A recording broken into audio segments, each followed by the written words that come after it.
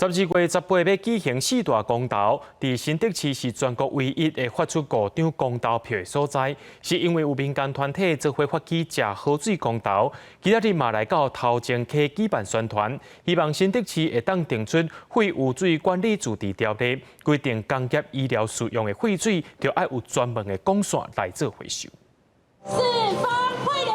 富水源，新竹水网，走起来！发起饮河水公投的民间团体甲公民代表来到新竹县市交界头前溪，宣传即摆的地方公投案，希望新竹市会使定废污水管理自治条例，规定工业医疗需要废水要有专门的管线回收。用公投的方式，让更多的主管机关背负人民的压力，让他可以更积极的来解决这样的问题。我们很讲求食安，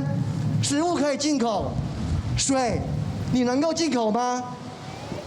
所以12月18号，我在这里也要呼吁新竹市的市民，您手上有第5张公投票，我们一起投下这一张票，为我们的饮用水安全来投下一个美好的未来。发起人表示，这届全国性公投，讲实在，让大家有淡薄仔混乱，希望会使回归公民投票真正的意义，尤其是甲人民生活有关联的公投，让政府听到公民的声音。是希望新竹市民能够同意订定废污水管理自治条例，针对我们头前溪以及相关的溪流上面的废水跟污水进行它的相关的规范。